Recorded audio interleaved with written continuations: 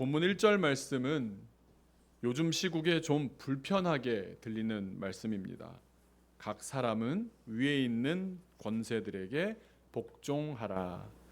앞뒤 딱 자르고 이 말씀만 보면 기독교인들이라면 무조건 권력에 복종해야 한다라고 읽혀지기 때문입니다. 하반절은 더 그렇게 느껴지게 합니다. 권세는 하나님으로부터 나지 않음이 없나니 모든 권세는 다 하나님께서 정하신 바라. 2절도 마찬가지입니다. 그러므로 권세를 거스르는 자는 하나님의 명을 거스름이니 거스르는 자들은 심판을 자취하리라. 스스로 얻게 되리라. 어떻게 느껴지십니까? 학교 때 그 천부 인권 사상이라고 배운 것 기억나십니까? 인간으로서의 권리를 하늘이 내리셨다는 천부 인권 사상처럼 마치 천부 국가 권력 사상, 즉 하늘이 국가의 권력을 내리신다, 그런 말로까지 들립니다. 그래서 성경을 자기 이익을 위한 수단으로 사유화했던 역사상 수많은 권력자들이 실제로 오늘 본문을 백성 위에 군림하기 위해서, 독재자를 우상화하기 위해서 불순한 목적으로 그것만 딱 떼서 사용했던, 인용했던 본문이기도 합니다. 저 역시 권위주의 시대의 학교를 다니고 목회를 배우면서 어른들 가운데 이 말씀을 인용하면서 거 봐라, 높은 사람은 그냥 높은 자리에 있는 줄 알아? 다 하나님으로부터 권위가 부여된 사람인 거야. 높은 사람에게 잔말 말고 따르라니까?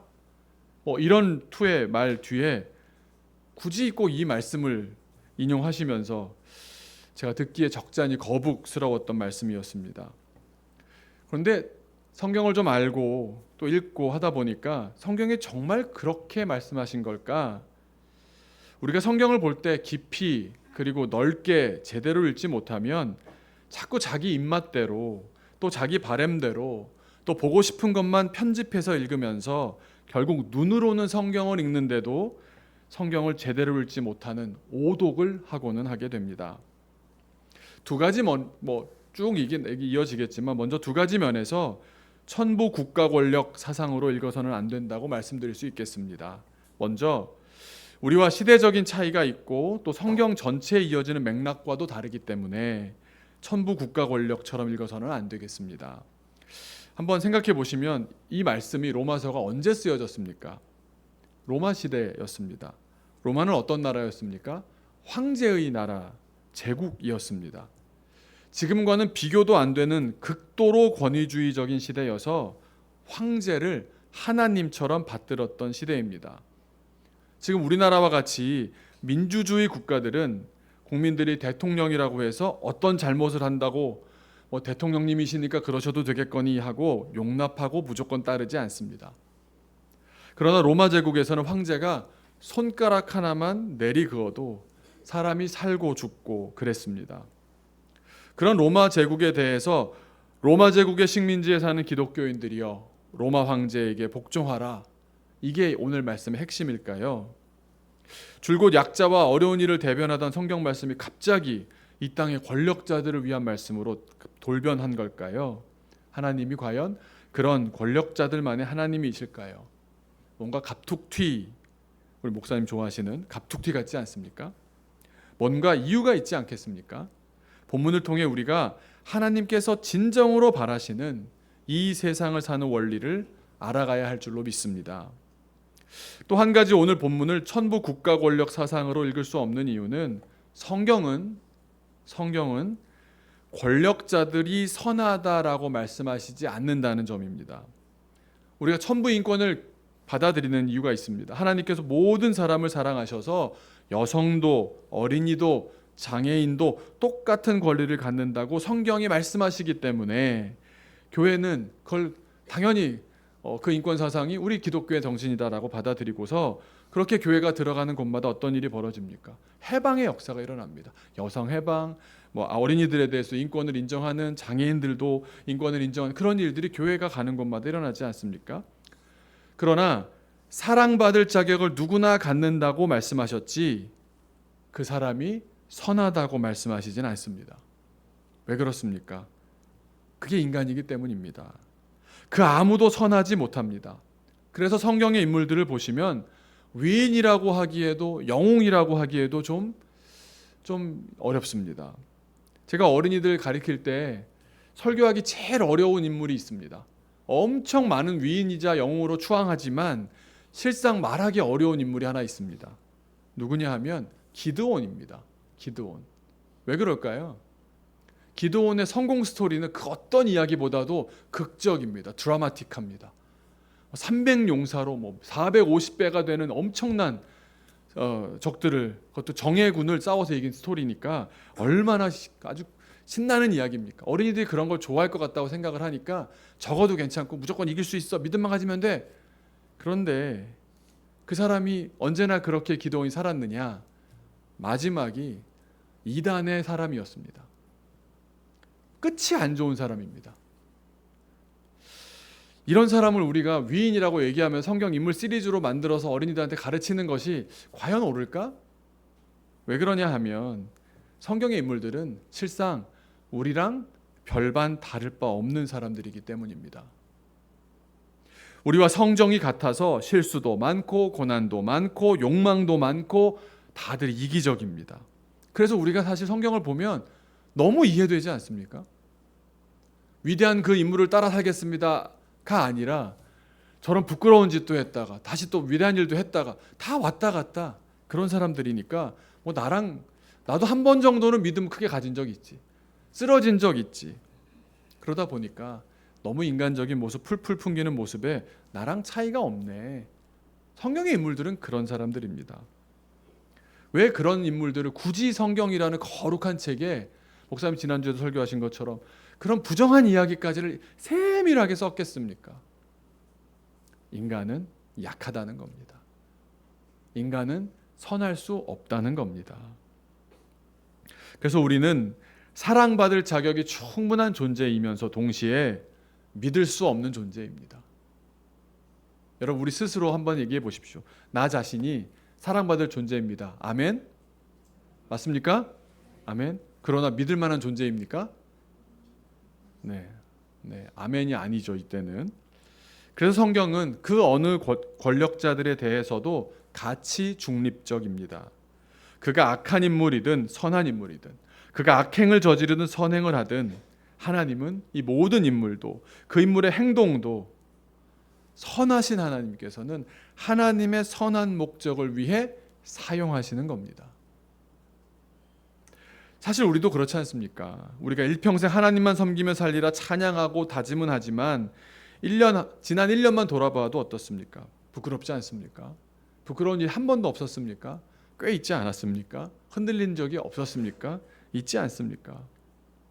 그러나 그 악의 심판은 하나님께서 내리실 것이고, 다만 우리가 집중해야 되는 사실은 하나님께서는 그 악함마저도 하나님의 선한 목적을 위해서 사용하신다는 사실입니다. 저는 우리나라가 지금 위기에 빠져 있는데 안 좋은 일들이 얼마나 많이 벌어지고 있습니까? 그런데 바라기는 이런 위기고 악한 일들이 벌어지는 가운데 그 일을 통해서 결과적으로 하나님의 선한 목적이 이루어지기를 소망합니다. 현재 우리 경제에 대해서 많은 분들의 진단이 그랬습니다. 거품이 많다. 집값에 대해서 얘기하고 부동산에 대해서 얘기하고 증시에 대해서 얘기하고, 경제에 대한 많은 분들의 공통적인 얘기가 2025년 이런 일들이 벌어지기 전에 12.3 이전에도 이미 뭐라 그랬냐면 내년에 이 거품 때문에 큰일이 벌어질 거다. 골맞다. 수년간 그걸 숨기고 괜찮은 척 덮어왔다. 그러나 살기 위해서는 터뜨려야 한다. 무너질 것은 무너지고 가야 앞으로 건강하게 올해 한국 경제가 갈 것이다. 그런데 우리 눈으로 보지 못했었던 것이, 숨겨져 있던 골맞던 것들이 정치에도 훨씬 더 크게 있었던 것 같습니다. 거품이었고 골맞섰고 허위의식이 가득했기에 결국 악한 것이 발악하는 것 아니겠습니까?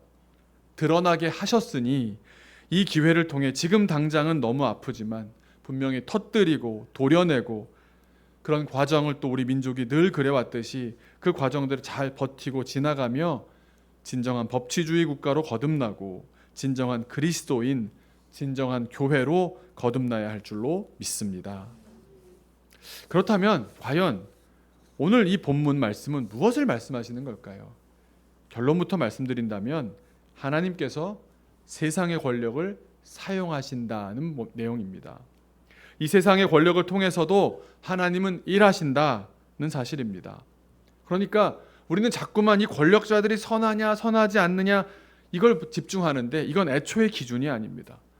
권력자들은 선할 수가 없는 사람들입니다. 악하기 십상인 사람들입니다. 우리가 그렇기 때문에도 그렇습니다. 우리는 악한 세상 속에 살면서 잠시 선할지언정 계속 한결같이 선하지는 못하는 인간들인데도 하나님께서는 그런 우리의 한계를 아시고도 우리를 통해서 일하시고 심지어 아예 잠시마저도 선하지 않은 인간들, 그 악한 인간들 행태를 통해서도 하나님은 일하신다는 겁니다. 그게 하나님의 섭리입니다. 우리가 그걸 다 정리해낼 수는 없어도 지나와 보면 악한 인간은 계속 악해 왔고 하지만 하나님께서는 그 가운데서도 선한 사역을 이어가시기 때문입니다. 아주 오래된 질문이 있습니다. 믿음 처음 갖게 되거나 성경 조금 읽은 친구들이 꼭 하는 질문이 있습니다. 아니 예수님은 유다가 배반할 걸 알고 있었는데 왜 그냥 당하고만 있어요? 십자가에 달리실 만큼 예수님은 좀 멍청한 거 아니에요? 실패하신 거 아니에요? 그러면 교회를 오래 다닌 분들은 뭐라고 대답해 줍니까? 아주 정답을 딱 얘기합니다. 답정너 같아서 애들이 더 이상 묻지 않는 대답이 있습니다. 하나님의 뜻을 이루려고 그러셨어. 그런데 이렇게 답해버리기에는 뭔가 내용도 모른 채 정답만 암기하는 느낌이지 않습니까? 예수님은 세상의 악에 대해서 용납하시는 것이 아니라 그 악에 대해서는 하나님의 때에 하나님의 방법으로 처리하실 겁니다. 그러나 선하신 하나님께서는 악한 사람들을 통해서도 유다를 통해서도 뜻을 이루십니다. 십자가의 예수님은 두 가지 사실을 보여주십니다. 십자가가 왜 크로스일까라고 생각해 보면 여러 가지 묵상이 있고 여러 가지 해석이 있을 수 있겠지만 저는 이렇게 읽습니다. 하나님은 선하시지만 인간은 악하다. 그게 교차되는 것 같습니다. 하나님은 이 땅에서 계속해서 사랑의 역사를 이어가시지만 인간은 계속해서 악의 역사를 이어갑니다. 이게 비슷한 말 같지만 말을 정확히 해야 하는데요. 우리가 악해서 예수님께서 돌아가신 것이지 우리의 악함을 들어쓰시는 하나님이시니 우리가 악한 것도 한 역할을 감당했으니 일조한 것 아니냐로 읽어서는 오독이 됩니다. 우리가 여전히 악의 역사를 이어가는 중에 우리의 구원자마저 죽여버리는 지경까지 이르렀는데 그 과정에 하나님은 같은 시간에서도 가장 숭고한 방식인 희생을 통하여 사랑의 역사를 이어가시며 자기를 죽인 세상마저 구원하시는 사랑의 역사가 동시에 일어났던 것입니다. 세상이 선택한 악함마저도 하나님께서 사용하셔서 하나님의 선한 역사를 이어가십니다. 예수님께서 최후 승리를 얻기까지 정말 인간들을 보면 어떠셨겠습니까? 정말 무식하기 짝이 없고 하늘 높은 줄 모르고 교만하고 예수님을 이용해 먹으려 배신을 일삼고 손바닥 뒤집듯 불신하는 그런 사람들의 악함을 오래 참으시는 중에 최종적으로 하나님의 뜻을 이루셨던 것 아닙니까? 예수님의 돌아가심으로 고발되었던 사실이 있습니다. 너희들은 이렇게 죄를 저질러 선한 하나님이 오셔도 하나님의 아들이 와도 너희는 죽일 사람들이야. 우리의 죄악이 고발되지 않습니까?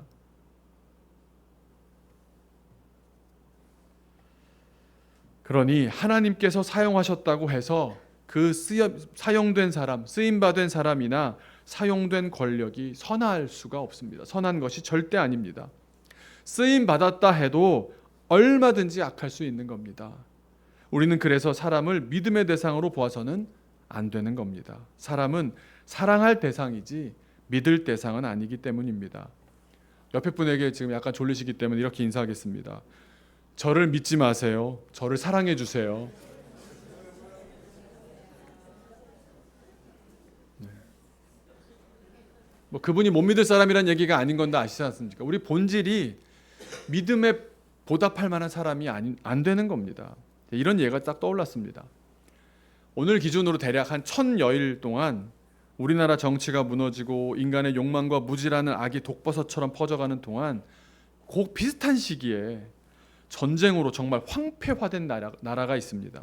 어디겠습니까? 네, 우크라이나입니다. 왜 이런 일이 벌어졌습니까?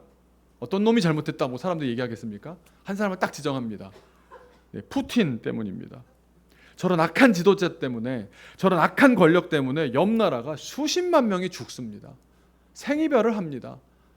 여러분 정말 상상을 못합니다. 그 우크라이나 분들 만나 보면요, 가족 중에 사망자, 우리가 지금 180명 그런 것도 너무 가슴 아프잖아요. 100만 명 가까이가 죽었습니다. 그냥 폭격 맞아서 아이가 죽고요. 분명 악한 사람입니다. 분명 악한 권력입니다. 그런데 그 악한 일을 경험하고 트라우마 치료를 받고 상담을 받고 있는 우크라이나 난민들을 만나보면 무슨 말 하시는지 아십니까? 하나님 앞에 서게 되었습니다. 이렇게 얘기합니다.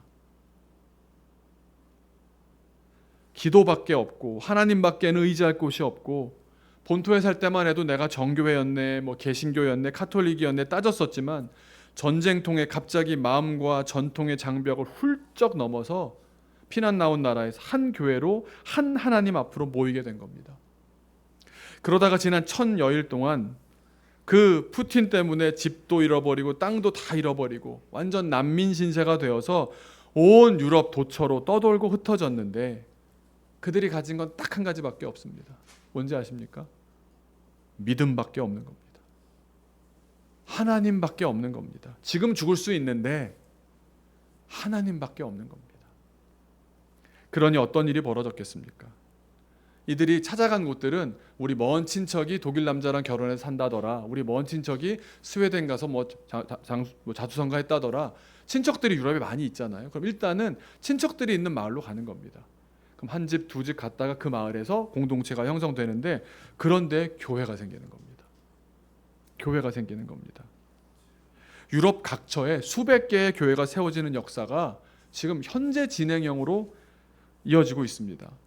저도 작년 여름에 난민교회를 갔었습니다. 독일 난민교회라고, 우크라이나 난민교회라고 갔는데 교인의 절반은 우크라이나 난민이고요, 절반은 카자흐스탄에서 온 사람, 러시아에서 온 사람, 러시아어로 예배할 수 있는 사람들이 모여 있는 겁니다. 그 집 교회 아이들은 독일어로 예배를 드립니다.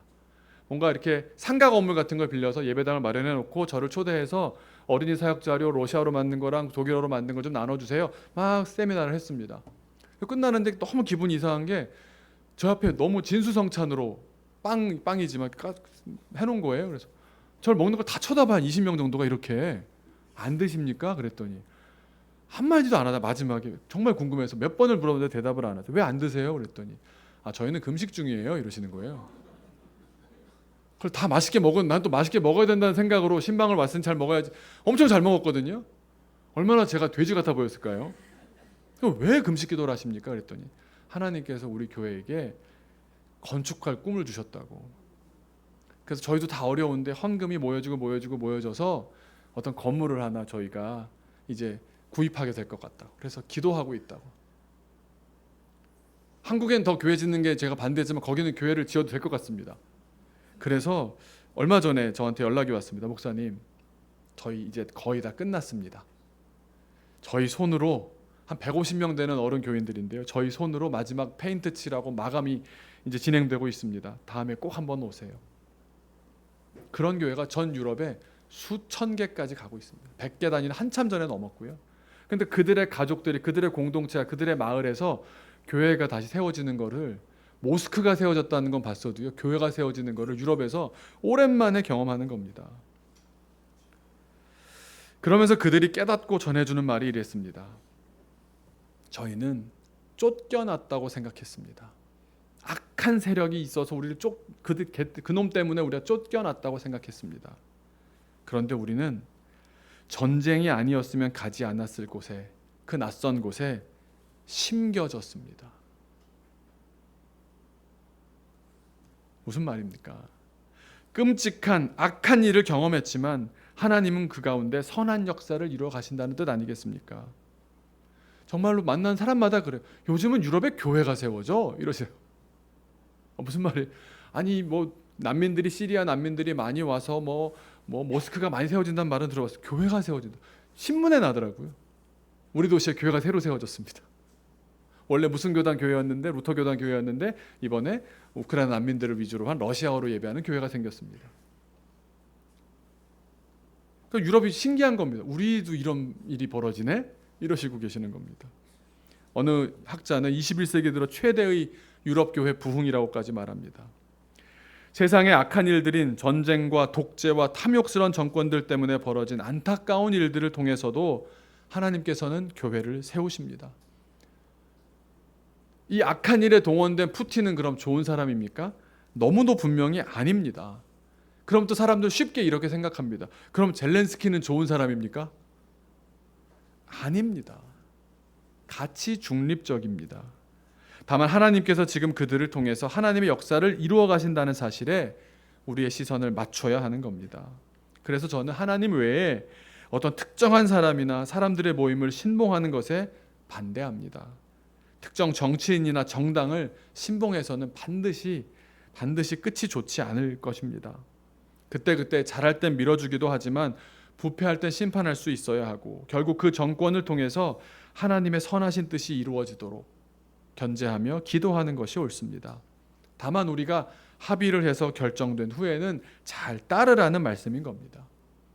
오늘 본문과 우리 시대의 정치를 살려서 해석해 본다면 이렇게 말씀드려 볼 수 있겠습니다. 백성은 위에 있도록 백성들 스스로 결정한 권세들에게 복종하라. 하나님께서 이들을 통해서도 일하시리라. 하나님은 악한 인간을 통해서도 일한다. 꼭 기억해 주시면서 남의 이야기 같지만 저는 이 말이 얼마나 소망이 되는지 모릅니다. 악한 사람을 통해서도 일하시는 하나님이시기 때문에 저 같은 사람을 통해서도 일하시는 거 아니겠습니까? 선한 사람을 통해서만 일하신다고 하면 저는 소망이 없을 것 같습니다. 푸틴 같은 인간도 희한한 방법으로 또 하나님은 그가 벌인 일도 선하게 꽃피우시네. 푸틴 같은 사람 되지 말아야 되고 유다 같은 사람 되지 말아야겠지만 나의 작은 순종을 통해서도 하나님은 얼마든지 큰 일을 하실 수 있는 분이시구나. 나의 연약함과 부족함을 통해서도 하나님은 하나님의 뜻을 이루어 가실 수 있겠구나. 우리는 그저 주님 앞에 살아가기 위해서 주님의 뜻을 묻고 내게 허락된 상황 가운데서 보다 의미 있고 보다 올바르고 보다 귀한 방향으로 감당하며 실천하는 겁니다. 이번에 필리핀에 두 교회를 갔는데 바띠아 교회, 제가 참 사랑하는 교회입니다. 이틀 집회를 했는데요, 서서 5분만 찬양하면 온몸이 땀으로 확 젖습니다. 원래 그 동네가 쓰레기 마을에 쓰레기가 산처럼 쌓여있는 곳에서 쓰레기를 분류해서 파는 것으로 먹고 사는 그런 동네였습니다. 근데 그게 그냥 큰 벌판에 있으니까 지나가는 사람들이 보면서 더럽다 하는 겁니다. 또 외국인들이 와서도 저기 쓰레기 마을이 있네. 옛날에 난지도 그랬듯이, 그래서 저런 거 안 보여야겠다 싶어서 그 사람들을 집단으로 이주를 시켰습니다. 한 동네에 모아버렸습니다. 큰 길이 없는 동네로 그냥 집어넣었습니다. 그래서 아까 잠깐 보셨던 것처럼 마치 수용소처럼 시멘트 블록으로 똑같은 크기로 지은 집이 따닥따닥 붙어 있습니다. 근데 그 마을에 무슨 소망이 있겠습니까? 그런데 여기 계신 선교사님은요, 어떤 선교사님은 하나님께서 예비하셨냐? 그러니까 지금 보니까 그게 하나님의 선한 뜻이 이루어지는 방법이었구나라는 건데, 한 교회 3년 이상 있었던 적이 없는 분이신 겁니다. 이분이 성격이 모나서 그런가 봤더니 희한하게도 가는 데마다 한국 교회의 비리가 다 모여있는 교회만 가신 겁니다. 처음 갔던 교회에서는 담임 목사님의 성추문으로 교회가 뒤집어졌고, 이어 남양주의 유명한 교회를 가시게 되었는데 원로 목사와 새로 부임한 담임 목사가 서로 고발하며 싸웠고, 그리고 또 강남의 유명한 교회를 갔더니 원로 목사 담임 목사 싸움터에 새 담임 목사에게 충성 서약을 하라 그랬는데 내가 하나님께 서약하지 왜 사람에게 서약하냐 그랬다가 또 쫓겨나고, 목사들이 그러고 교회가 그러는 가운데 그런 악한 일만 경험하시다가 내가 하나님께 쓰임받고 싶어서 목사했는데 이게 뭐냐 싶어서 선교하러 나오신 겁니다. 그리고 원래 우리 교단에서는 어떤 분이 선교사로 파송한다 하면 주 파송교회가 있어서 선교사 가정의 생활을 책임져야 하거든요. 그런데 이분이 마음이 너무 급하니까 그 사모님네 어머니 교회 목사님을 찾아가셔서 그냥 서류상으로만 주 파송교회가 되어달라고, 저희 신수비 안 주셔도 된다고, 제발 좀 보내달라고, 도장만 찍어달라고, 그래서 다른 거 아무것도 안 바라기로 약속하고 주 파송교회가 되어주셔서 가신 겁니다. 그래서 제일 크게 후원하는 교회가 월 20만 원입니다. 그런데요, 한국 교회가 교만해지고 욕망에 무너지는 악한 상황 속에 목사님이 그 동네 목사로 가기로 하신 겁니다. 다른 사람이라면 그 교회 갈 수가 없습니다. 왜냐하면 주 파송교회가 있어서 선교 보고를 하고 우리가 이만큼 지원했으니 얼마 만에 어떤 결과물을 보여달라, 그런 그런 교회들이, 그런 선교사님들이 대부분이거든요. 그런데 주 후원교회가 없으니까 이래라 저래라 하는 교회가 없고요. 사모님이 음악을 전공하셨으니까 한인들 다니는 사립학교에 음악교사로 일하시면서 생활에 보태시고요. 말이 좋아 자립이지 정말 어렵게 선교하면서 행복하게 선교하시는 겁니다. 그러니 당연히 교회 건물 언강생심입니다. 많은 선교사님들이 어른들을 구호물자 등으로 유혹해서 빨리 많이 모아서 교회의 어떤 규모를 갖추는 데 애쓰시는데 그냥 제일 어려운 곳이라는 말만 듣고 가셨습니다. 그러니까 어떻게 선교를 하고 어떤 목회를 할까? 건물을 어디 있나? 이런 걸 찾기 전에 그냥 동네를 계속 돌았답니다. 그럼 어떤 일이 벌어지겠습니까? 애들이 붙습니다. 할 일 없는 애들이 너무 많거든요. 한 명 한 명 붙고 갈 때마다 붙고 또 인사하고 하다 보니까 한 20명이 늘 붙더래요. 그래서 20명 가까이 되는 애들하고 자리를 잡고 앉아가지고 대화를 했습니다. 물었답니다. 너희들의 꿈이 뭐니? 그때 애들이 꿈이 뭐예요? 그러더래요. 꿈이라는 거란 질문도 처음 받아봤고 대답할 때 준비가 전혀 안 돼 있었던 겁니다. 그래서 좀 쉽게 풀어주시려고 얘들아 10년 뒤쯤엔 너희가 어떤 모습일 것 같아? 그랬더니 애들이 갑자기 멍해지더니 한 15초 20초 지난 다음에 하나이 결국 20아이들이 다 울더랍니다. 자기가 마을에서 본 20살 30살 된 언니 오빠들의 모습은 절망이었기 때문입니다. 그래서 이때부터 내가 할 목회가 여기구나 싶어서 애들을 가르치시고 학교 잘 다니는지 확인하시고 중학교 고등학교 진학을 안 하길래 왜 안 하냐 그랬더니 이 마을에 학교가 없는 거예요. 옆마을로 가는데 아이들한테 하루 점심값 1,000원 그리고 교통비로 트라이시클 뭐 4명 5명이 타고 갈 수 있도록 뭐 얼마씩 뭐 100원 200원씩 이렇게 만들어 주셔서 그렇게 지원하면서 장학금을 줬습니다. 10년이 지났습니다. 회계사가 나왔습니다. 경찰학교 졸업생, 이번에 졸업반이 내가 와서 인사를 하더라고요. 그리고 학생들을 만났는데 그 청년들이 영어교육과와 수학교육과 학생들이 제일 많습니다. 그래서 지금 현재 장학생이 18명입니다. 10년을 그렇게 하셨더니 매번 장학금 주는 것도 빠듯한데 건물을 어떻게 지으셨겠습니까? 그 딸들 3명이 직접 자기 딸이 3명이 한국에서 지금 뭐 이런저런 연유로 다 한국에서 대학생입니다. 학비를 한 번도 대준 적이 없으십니다. 다 빚내가면서 딸들은 그렇게 공부합니다. 그런데도 딸들이 다 얼마나 똑똑하고 당차고 또 그러면서도 얼마나 치열하게 자기가 과외하고 알바하면서 사는지 모릅니다. 교회는 재난 대피소에서 매번 모이는데요. 제가 이번에 갔더니 특이한 게 있는 거예요. 저번에 못 봤는데 긴 보트, 뭐 카누라고 해야 되나요? 몇 척이 있는 거예요. 그래서 여기는 이제 지역에서 이렇게 무슨 레저 활동도 가르치고 그러나 봐요. 그랬더니 홍수 때 쓰는 거래요. 홍수를 대비해서 물기를 뜨고 이게 안 되니까 아예 물이 올라올 거 알고 그냥 보트를 타고 다니려고 그런 재난 대피소에 예배합니다. 그런데 예배가 있다. 주일에 예배 당연히죠. 수요 예배도 자기들끼리 또 모여서 해요. 동네 아이들이 청년이 되어 가면서 그 모임이 단단해져서 거기 그 아까 말씀드린 그런 한 유닛 저렇게 뭐 5-6평 되는 집을 사무실로 이제 임대를 하셨고 거기랑 교회가 거리가 있는데 매 주일마다 매 수요일마다 그 스피커, 그 드럼, 그 모든 악기, 의자를 다 옮깁니다. 다 옮겼다가 돌려놓습니다. 한 번도 빠지지 않고 비가 오나 눈이 오나 하는 겁니다. 수천 번을 한 겁니다. 10년 동안. 제가 가서 같이 그 아이들과 뭘 들고 그 옮겨놓는데 같이 걸어가는데요. 정말 가슴에 뭔가 훅 올라오더라고요. 하나님께서 한국 교회의 악한 욕망들을 이용하셔서 그들의 악은 하나님께서 언젠가 하나님의 때에 처벌하시고 심판하시겠지만 그걸 통해서 오히려 하나님께서는 그 한 선교사님을 정말 그런데 아픔이 너무 많기 때문에 사람밖에 없구나라는 마음 갖게 하셔서 그 지역으로 가셔서는 필리핀 어느 철거촌 마을에 소망의 선한 사역을 진행하고 계셨던 겁니다. 악한 인간을 통해서도 하나님이 일하시고 그 악함으로 상처받은 목회자를 통해서도 하나님은 일하십니다.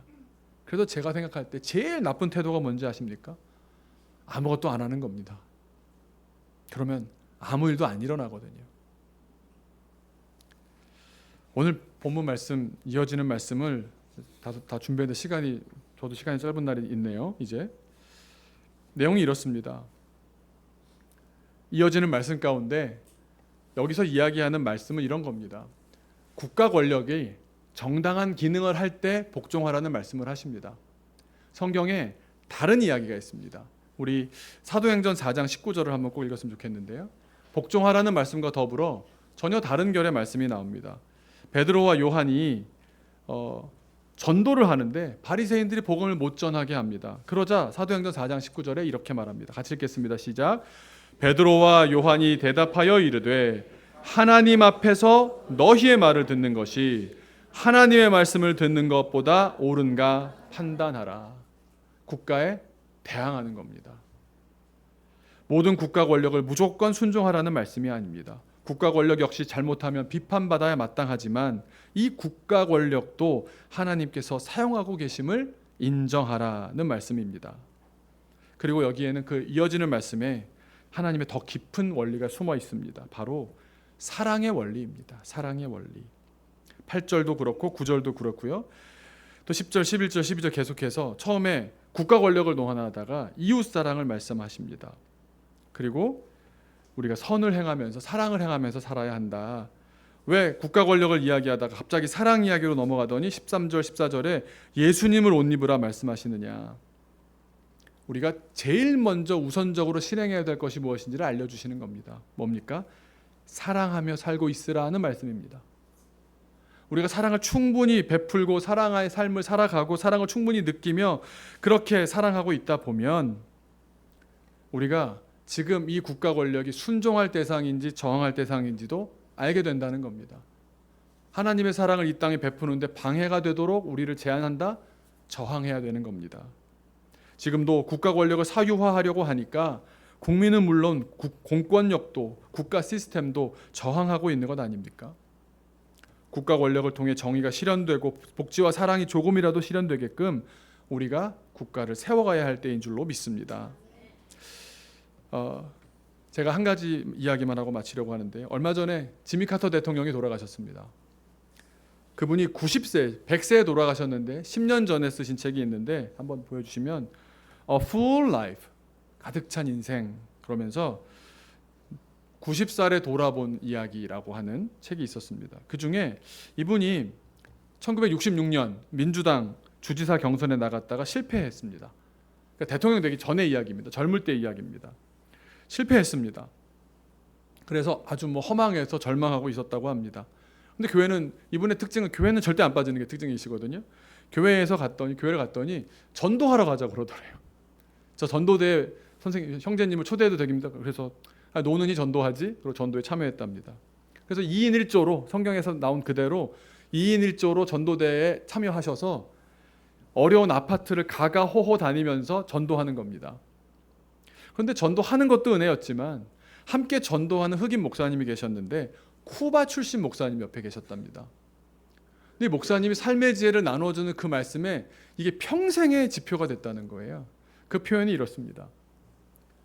You have only two loves in your life. 당신의 인생엔 두 가지 사랑만이 있을 뿐입니다. 하나는 love for Christ, 그리스도를, 예수님을 향한 사랑.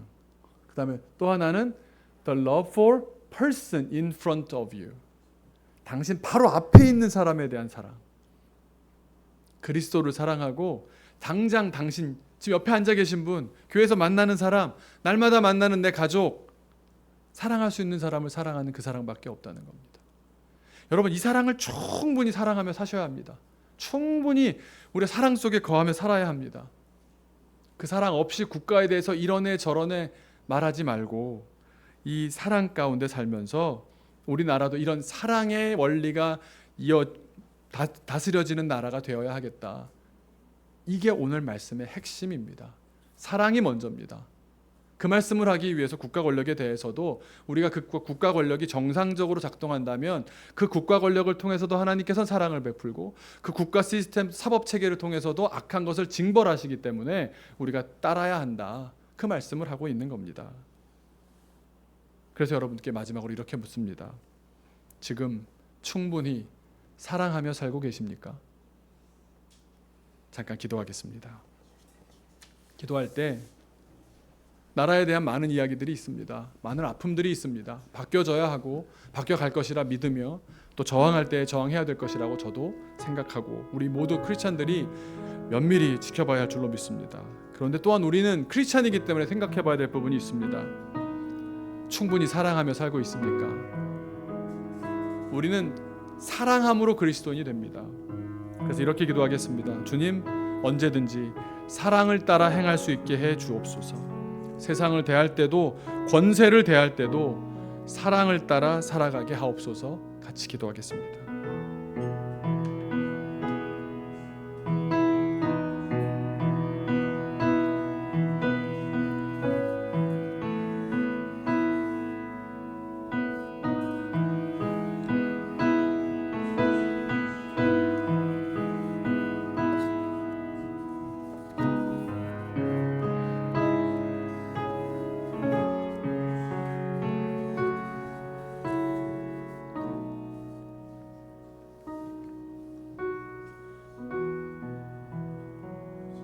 하나님, 우리는 예수님의 사랑을 받은 이들의 사랑으로 여기까지 왔습니다.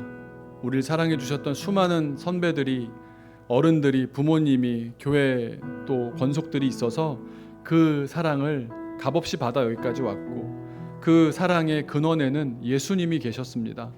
이제 우리가 똑같이 우리의 다음 세대에게 또 우리 가족에게 사랑을 베푸며 살고자 합니다. 주님, 사랑하는 일에 인색하지 않은 인생 되게 하여 주옵소서. 충분히 사랑하고 주님 사랑하는 마음으로 내 앞에 있는 한 사람 먼저 사랑하며 그렇게 사랑의 역사를 이어가는 삶을 조금도 경홀히 여기지 않게 하여 주옵시고, 그러는 가운데 오늘 말씀처럼 이 사랑의 원리 가운데 나라에 대해서도 생각하라고 주신 것을 봅니다. 주님, 우리가 충분히 사랑하며 그 사랑으로 나라를 바라보게 하여 주옵시고, 어려움 가운데 빠져있는 우리나라가 주님의 사랑으로, 주님을 사랑하는 사람들의 진정한 사랑으로, 밖에서 떠드는 사랑이 아니라 내 앞에 있는 사람을 사랑하고 주님 나라를 사랑하는 마음으로 사랑하는 그 사랑으로 주님, 이웃이, 내 근처가, 내 주변이 밝아지는 것을 우리가 이루어내며 살게 하여 주옵소서. 그렇게 하나님, 사랑이 이긴다는 주님 나라에 어찌 보면 십자가에 돌아가신 예수님도 너무 초라하게 돌아가셨지만 우리가 끝까지 사랑하기로 작정하며 끝까지 이 길을 가는 주의 종들 다 되게 하여 주옵소서. 예수님의 이름으로 기도하옵나이다.